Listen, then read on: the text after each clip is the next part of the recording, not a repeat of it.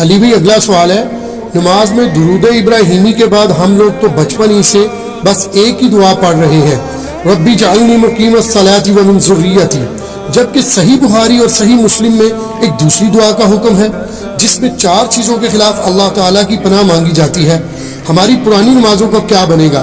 Please کوئی حل ضرور بتا دیں، شکریہ۔ پہلی بات ہے کہ پرانی نمازوں میں تو اپنے بابوں کو روئے نہ جنہوں نے آپ کو ادھورا دین دیا۔ دیکھیں یہ بڑا کریٹیکل مسئلہ ہے، بخاری و مسلم دونوں میں حدیث ہے، نبی علیہ السلام اما عائشہ کہتی ہیں سلام اللہ علیہا اور باقی کئی اصحاب سے حدیث ہے کہ نبی علیہ السلام ہمیں نماز کے تشہد میں 4 چیزوں کے اگینسٹ اللہ کی پناہ مانگنے کا حکم دیتے تھے۔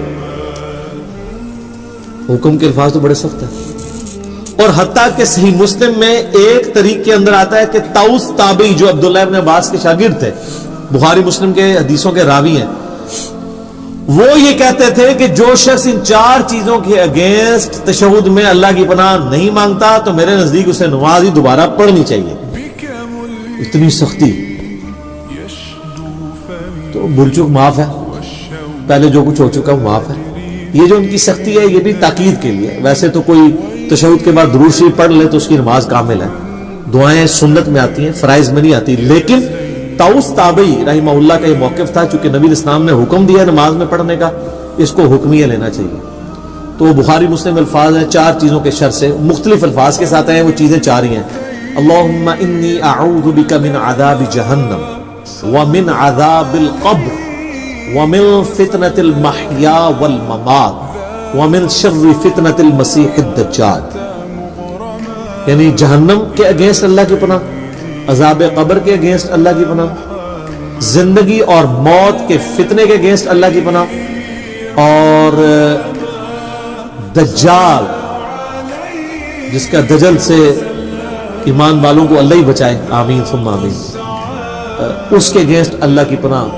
یہ 4 چیزوں کے شر کے اگینسٹ۔ باقی یہ بات صحیح ہے کہ بخاری شریف میں الفاظ ہیں جب تم تشہد میں درود شریف پڑھ چکو اس کے بعد جو چاہو اپنے رب سے مانگو، اس کے تحت صرف یہ دعا نہیں، یہ دعا تو ہے ڈیٹم لیول پہ کمپلسری، اس کے بعد آپ کو جو دعائیں یاد ہیں کتاب و سنت میں عربی زبان کے اندر دعائیں معصورہ ان کو کہتے ہیں، وہ پڑھیں۔ مثلا ایک دعا تو آپ ضرور پڑھیں جو بخاری مسلم دونوں میں کہ نبی علیہ السلام نے، انس بن مالک کہتے ہیں اور کوئی دعا پڑھیں نہ پڑھیں، یہ دعا آپ نے زندگی بھر نہیں کبھی چھوڑی۔ اللہم ربنا آتنا فی الدنیا حسنہ وفی الآخرۃ حسنۃ وقنا عذاب النار، اس سے پرفیکٹ دعا ہی کوئی نہیں۔ اے اللہ مجھے دنیا میں بھی بھلائیاں عطا فرما اور آخرت میں بھی بھلائیاں عطا فرما، اور سب سے بڑی بھلائی آخرت کی کیا؟ وقنا عذاب النار، آگ کے عذاب سے بچا۔ یہ اس سے بڑی کوئی دعا نہیں ہے، اور سب دنیا کے ہر کام کے لیے یہ دعا ہے۔ کسی کی اولاد نہیں ہو رہی تو یہ ہے، کسی کی نوکری کا ایشو ہے یہ ہے، کسی کو بیماری کا ایشو ہے یہ ہے، بھلائی ہے نا۔ اور مسلم شریف میں بڑی پیاری حدیث ہے، ایک صحابی کے بارے میں آتا ہے صحیح مسلم میں کہ وہ اتنے کمزور ہوئے گویا کہ چڑیا کی طرح ڈھانچہ ہو گیا، تو نبی علیہ السلام ان کی عادت کے لیے گئے، آپ کو اندازہ ہو گیا کہ اس نے کوئی کام ڈالا ہوا۔ آپ کہا تو اللہ سے کیا مانگتا ہے؟ اس نے عرض کیا اللہ کے رسول میں تو اللہ سے یہ مانگتا ہوں کہ اے اللہ جو تو نے مجھے آخرت میں عذاب دینا ہے نا دنیا ہی میں دے لے۔ اب سبحان اللہ، کیا تم اللہ کے عذاب کو برداشت کرنے کی طاقت رکھتے ہو؟ یہ تم کیوں کہہ رہے ہو کہ اللہ جو مجھے آخرت میں عذاب دینا دنیا میں دے لے؟ وہ دنیا میں بھی اللہ کا عذاب تو کوئی نہیں برداشت کر سکتا، اور تمہیں تو چاہیے تھا تم دعا کرتے اللہم ربنا آتنا فی الدنیا حسنہ وفی الآخرۃ حسنہ وقنا عذاب النار۔ یہاں ویسے صوفیاء کہتے ہیں کہ ان کو جوئیں پڑی رہتی تھی، کوئی جو نیچے گرتی تھی پھر اوپر رکھ لیتے تھے۔ یہ گند مند دین نہیں ہے اسلام۔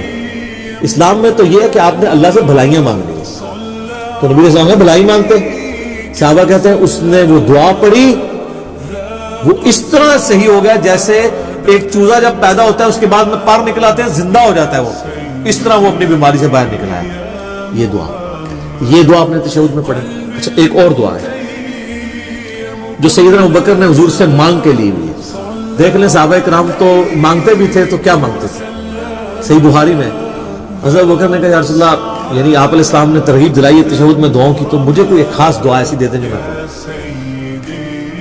تو آپ صلی اللہ علیہ وآلہ وسلم نے ان کے لیے دعا ان کو تعریف کی، اللہم انی ظلمت نفسی ظلما کثیرا ولا یغفر الذنوب الا انت فاغفر لی مغفرۃ من عندک وارحمنی انک انت الغفور الرحیم. یہ وہ دعا پڑھتے تھے. اس کے علاوہ بھی کئی دعائیں ہیں. رب اجعلنی ضرور پڑھیں. میں تو بلکہ کہتا ہوں رب اجعلنی مقیم الصلاۃ ومن ذریتی ربنا وتقبل دعا. اس میں ماں باپ کے لیے اولاد کے لیے دعا ہے. ایک اسپیسیفکلی اپنے ماں باپ کے لیے دعا کریں جو قرآن میں اللہ نے حکمن کہی ہے. رب ارحمہما کما ربیانی